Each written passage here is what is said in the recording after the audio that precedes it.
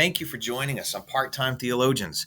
We've been gone for a couple of weeks. We've been traveling, but we're both back, and we are excited to join you again on this podcast. Today, we're talking about soteriology, the study of salvation, and really been looking forward to this. I think we're going to have a great conversation today, and we've got a great couple of episodes planned for this. So thank you for joining us. I will say that we had a technical glitch about halfway through the conversation, and so you'll see it pause and jump right back in.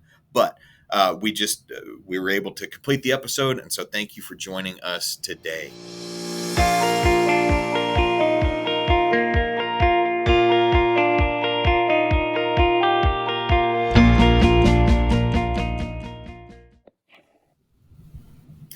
All right. Well, welcome to Part-Time Theologians. I'm Carl Moen, alongside my partner and co-host here, Danny Stanley. We are really excited to be here today, and I'm especially excited because it's been a couple of weeks since we've been on the air. We had some issues here. We lost power for a while and we didn't have power to record, and then we were both gone for a few days in there, and so we're back, and I'm really glad, and I'm glad that you have chosen to join us. And so we're continuing our conversation. If you've been following along, we stopped. We'd had really a 3-episode conversation about Jesus, and then this is Christology, who Jesus is, and the roles that he fills, and so that naturally leads us into this conversation today. And so we're going to introduce a new Greek word for you, Latin. I may have said that wrong. Latin word. Soteriology.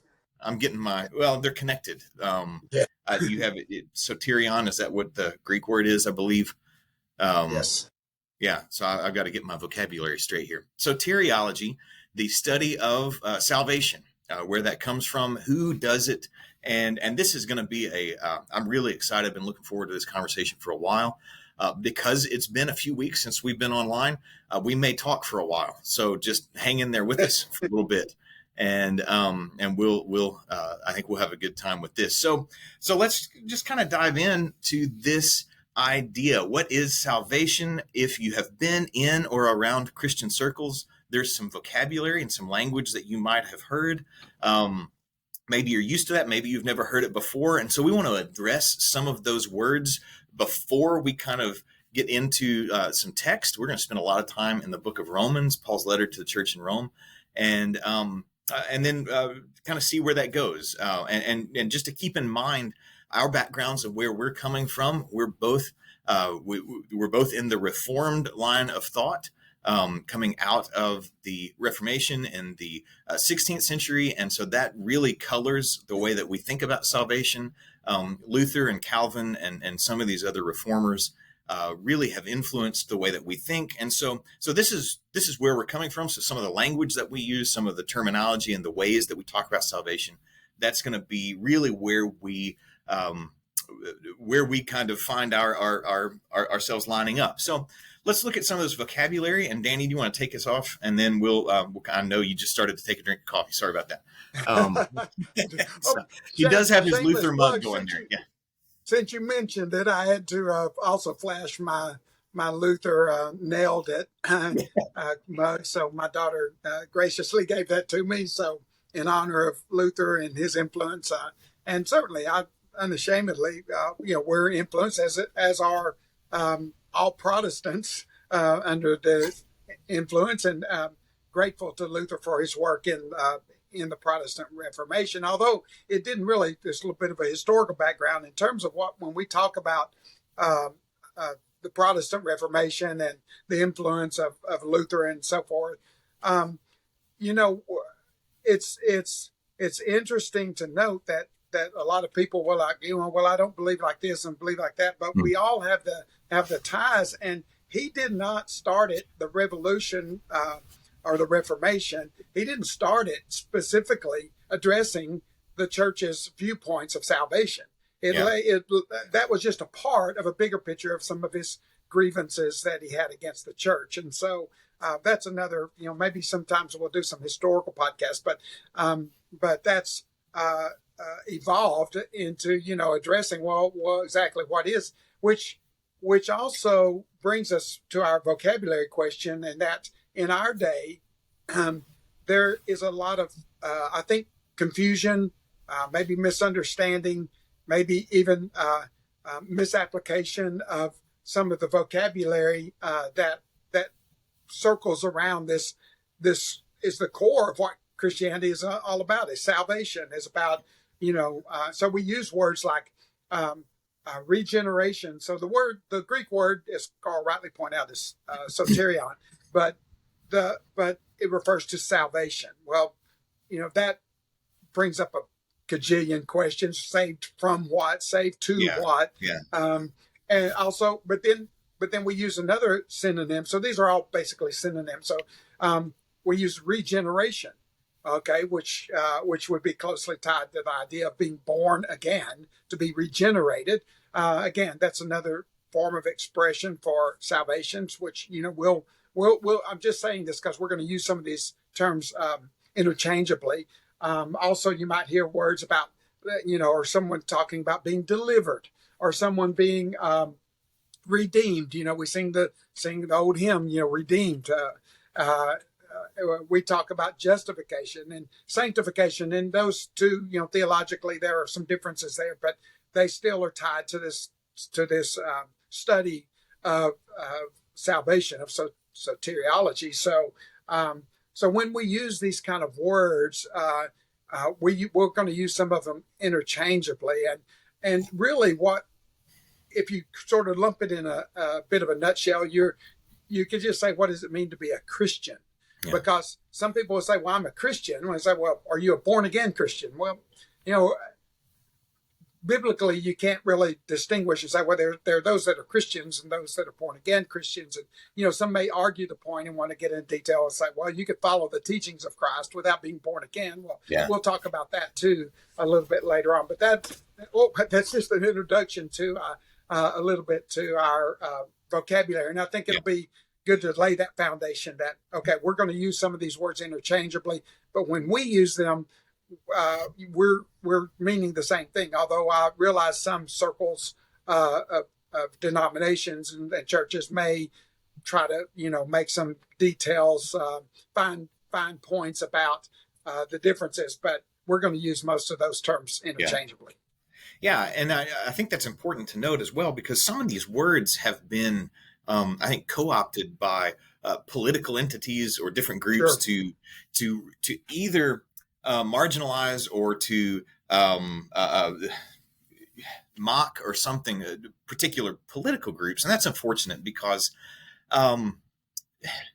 to claim Christ is far apart from claiming a political ideology, and it's unfortunate that that's where particularly in the United States, particularly in our country, and even in our state, some of the terminology that gets used, that gets tossed around, we want to try to come back and perhaps reclaim some of this vocabulary for really what it actually means, and not use it as a label and not use it as any kind of ideology. So where we're going to go, and I talked about we had spent some time talking about Jesus. Then we talked about the image of God, and then this idea of hamartiology, the study of sin, and that leads us to where we are today, talking about salvation. Because when we left off, there's a problem that has taken place, and historically, if you're looking through and reading through the book of Genesis, and you're reading through the fall of mankind, then there's something that has come between us and between God, the Creator, and His created, those who are made in His image. There's something that has come in between us, and that is sin. And so what the Apostle Paul, and like I said, we're going to spend some time in Romans kind of working through some of the text here. And the reason why we're using the book of Romans, we could use much of the New Testament. There's wonderful writings. We could even go Old Testament and talk about God's plan of redemption and plan of salvation for His people. But the reason that I personally like the book of Romans is how Paul logically lays out from beginning to end this whole process of depravity, of being separated and apart from God, and then what that means for us, the consequences of sin, and then how God has actually taken care of that. God has done something and stepped in to provide a way to righteousness through his son, Jesus. And so that's why salvation, soteriology, is so closely connected to Christ, to Christology. And so what I want to try to do, and Danny, jump in here if you want to, but what I want to try to do is, we certainly don't have time to give a running commentary on the entire book of Romans. That would take weeks. For me and Danny, it would take probably weeks, because we would just. But I do want to kind of bring up a few, I think, key points from the first part of the book, and we'll probably make it as far as chapter 3 in this episode, and then we'll have to pick it up a little bit going from there. But what Paul does in his letter to the church in Rome is he starts talking about, and we referenced this when we go, if you go way back to one of our first, it might have been the second or third episode, I'm not sure, when we're talking about the general revelation that exists in the world, that creation itself declares that there is a God. And Paul uses that in the very first chapter of Romans. He starts talking about it, and his reason behind this, there's a reason for everything that Paul writes. The reason behind this is saying that humans are without excuse for knowing God, that God has revealed himself through general revelation, through the sky, through the ground, through the animals, through all of these things. God has revealed himself. And so humans are without excuse for knowing God. And we talked about that. We referenced how even very primitive cultures have an idea of the divine and the pursuit of the divine. And so we are without excuse when it comes to that.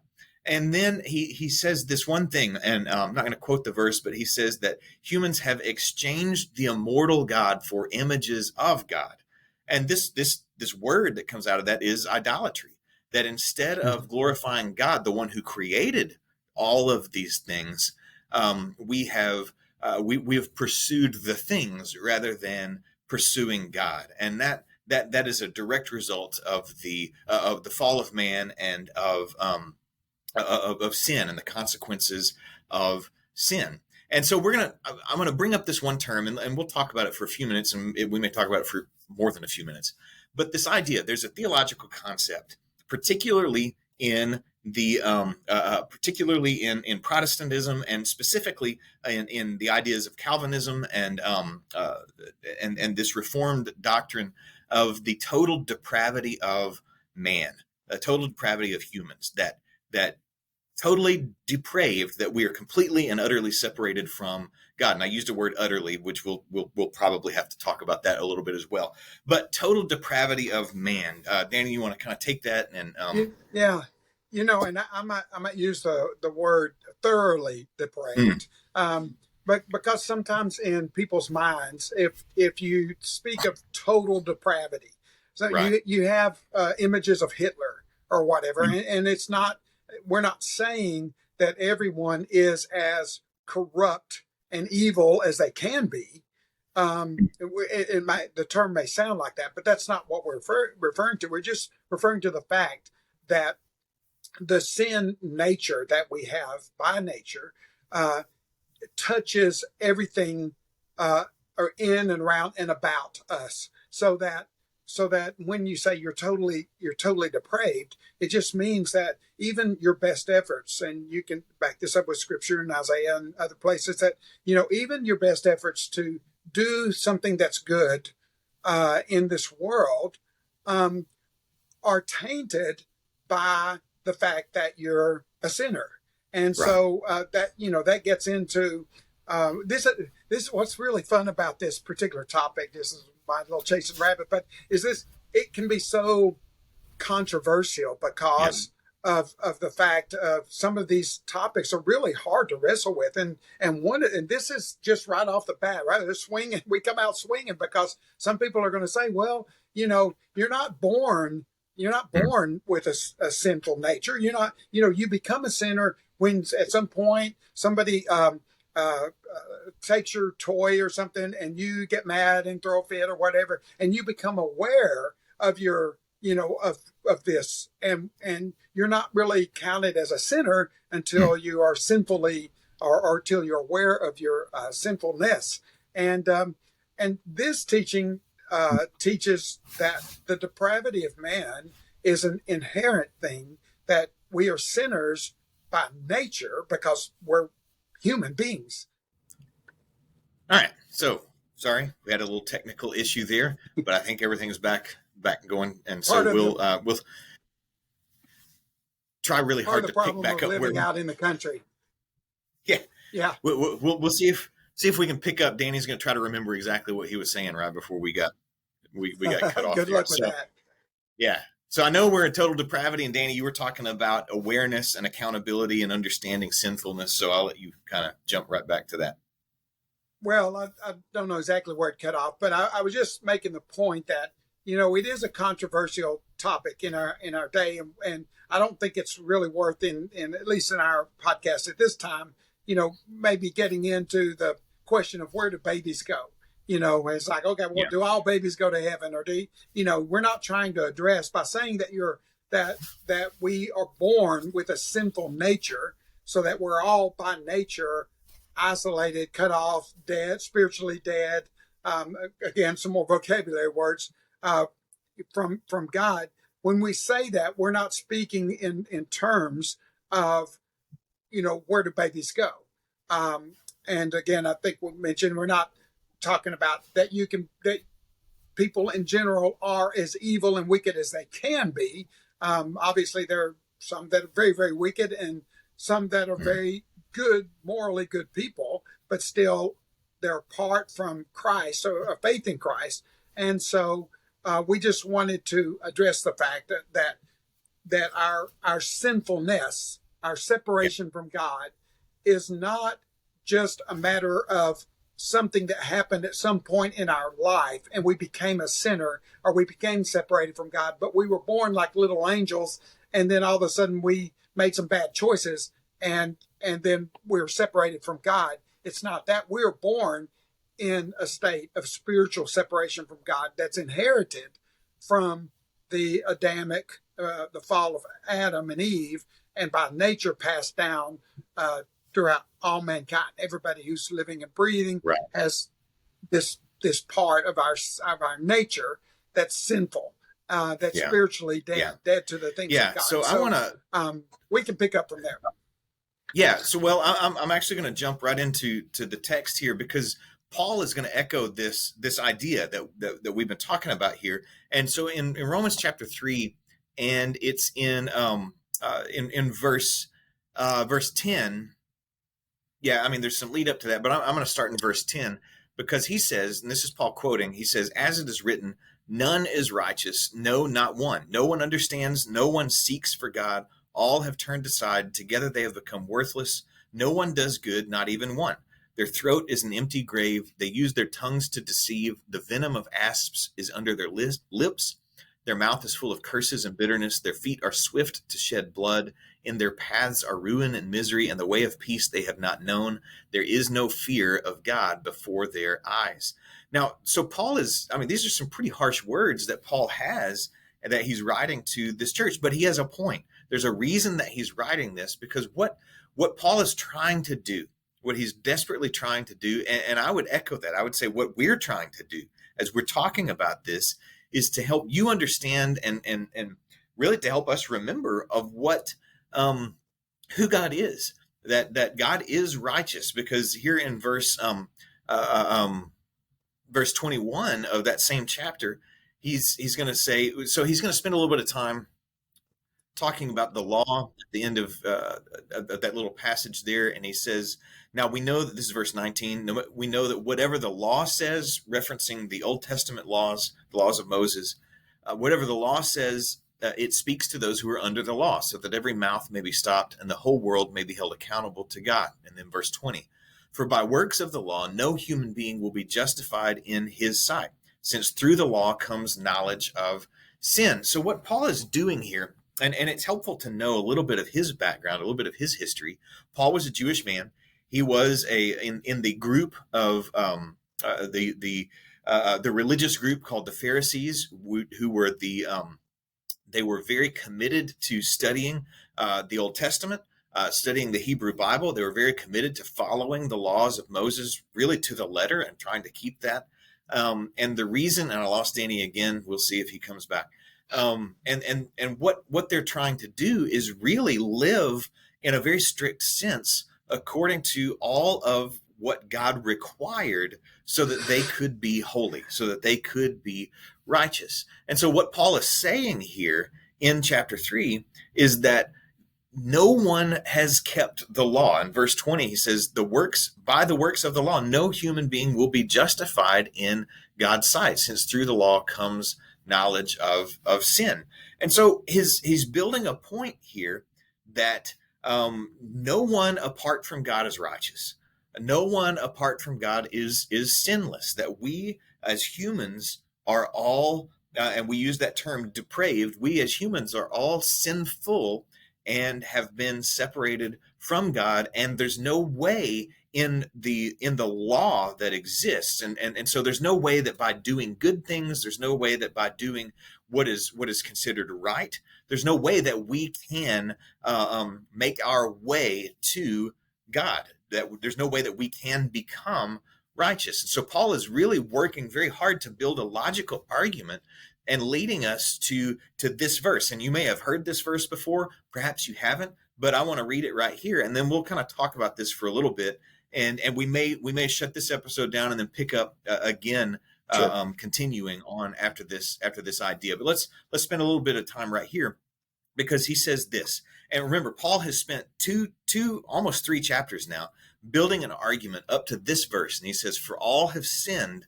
and fall short of the glory of God." And he's going to continue that, but let's just kind of talk about that for a moment, because Paul is making a case that and Danny, you said it just a moment ago, and we kind of been building on that that the only one who's righteous is God, and the only way, or that we can't by any human means achieve that level of righteousness and achieve that level of holiness. And so that creates there's a problem there because of that. And so something has to happen. So I don't know, Danny, if you can still hear me. You're frozen again on my screen, so we'll see if you can hear me, and then we'll go. Okay, I can hear you there. All right. Are you with me now? I'm with you. I don't know what it is. We've got we're still plodding through this technical. Maybe it'll come out okay once it's all uploaded and everything, and that's good. But yeah, you are addressing, and then Paul is addressing the basic question that even the psalmist asked, that David in Psalms said, well, who can stand before God? Who can stand as acceptable to a holy God? So if you're going to stand and give an account of your life, and you're going to stand as before a judge and give an account for your life, who can do that? That's the big question: is how do you ever, how can anybody ever stand before an eternal holy God and be acceptable to Him?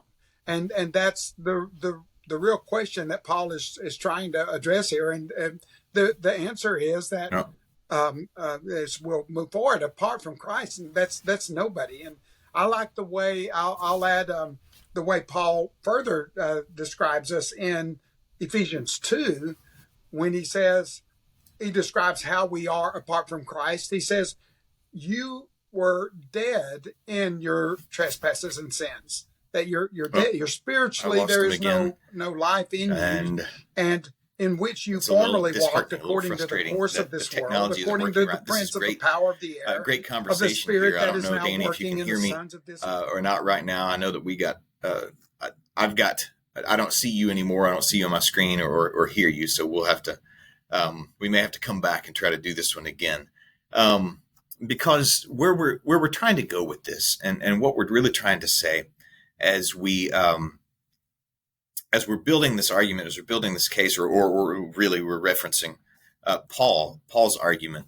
It's not mine and it's not Danny's. This is Paul, who's been in. Oh, okay, there you are. No, go ahead. I was hoping you'd pick up on that Ephesians 2 passage. Okay. I don't know what's wrong. I just keep glitching. That's the story of my life. It's my this one will be fun to watch, I'm sure, or infuriating. I don't know, one of the two. And you were saying Ephesians 2, is that where you were going with that? Yeah, the Ephesians 2, And I've 1 lost you again. through, I think that's 1 through 3, Ephesians 2. Yeah.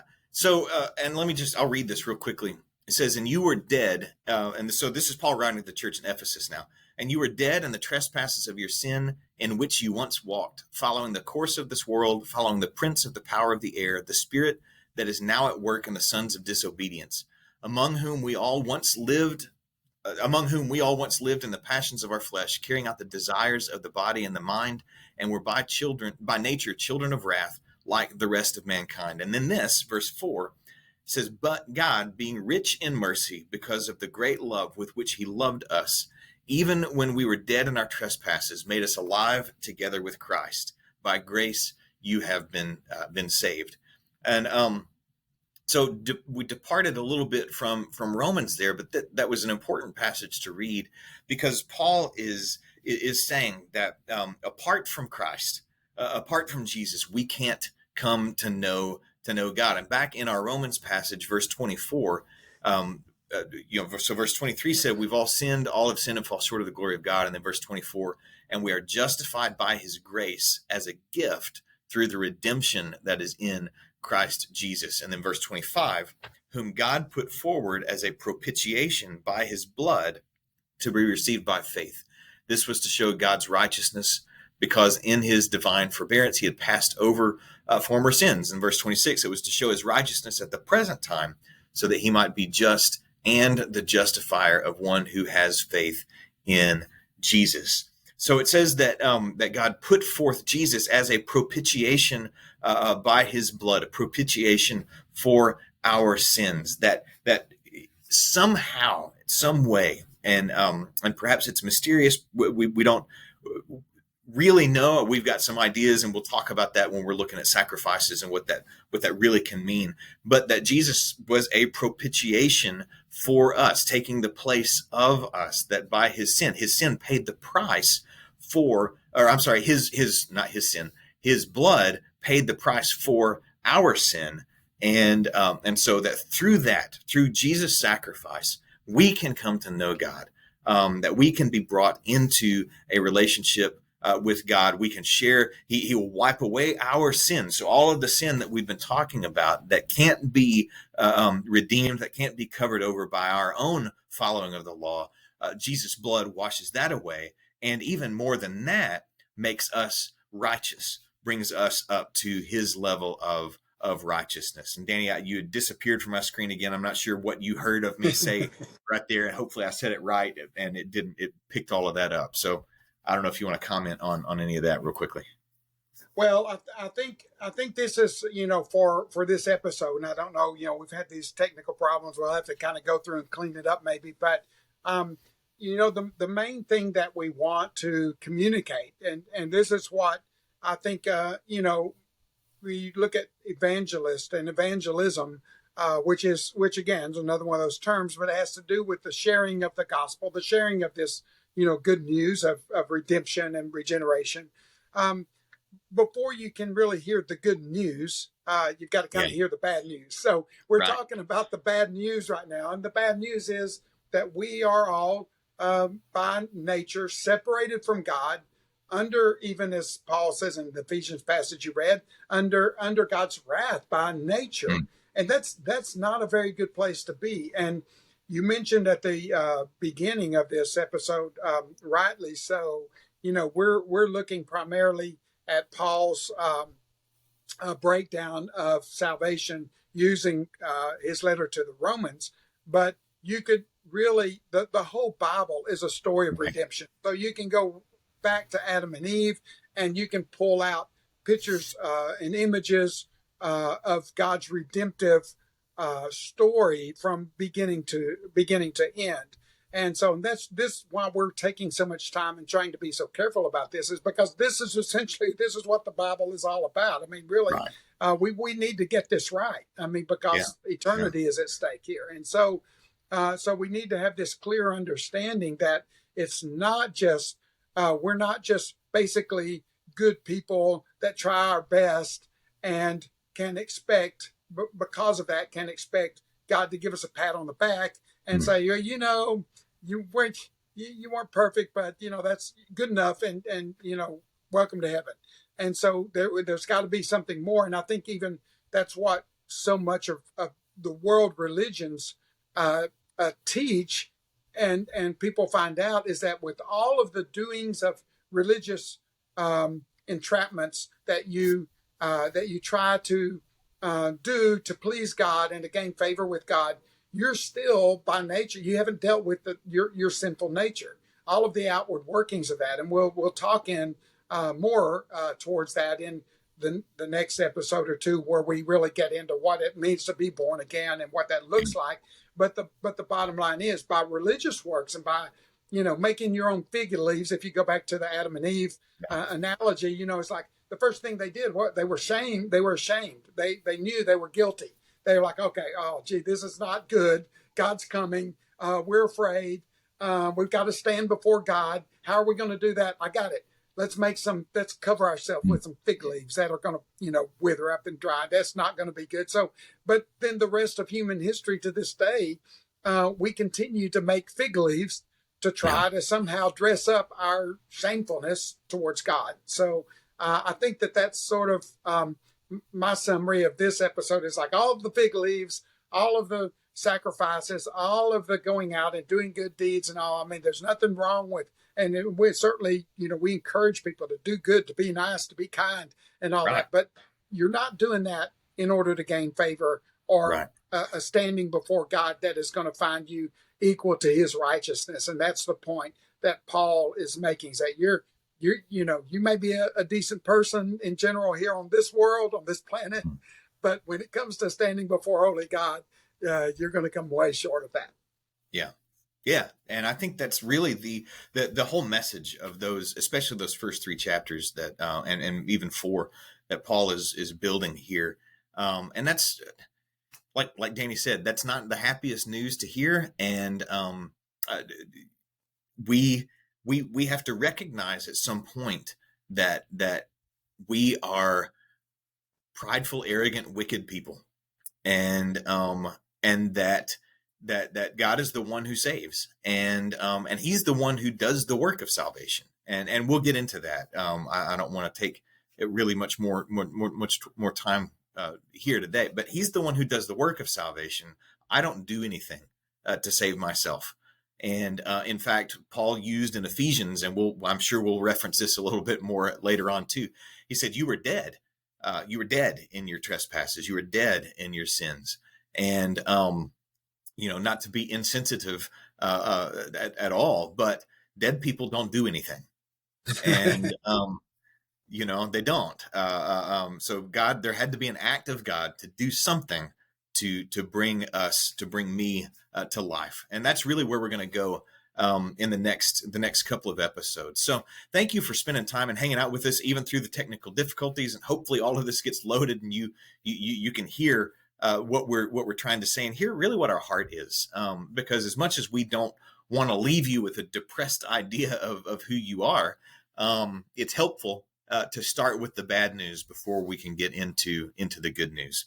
So thank you for joining us, Danny. You want to close us out, and then we'll see you next time. That was exactly right. I was going, don't leave now, because we don't want to leave. We don't want to leave you hanging with just about, okay, well, I'm a sinner, can't do anything about it. Well, that's why we call this the good news. There is good news, and we'll get to that in our next episodes. So it's coming. All right. So hang with us, and we will see you next time. Thank you so much.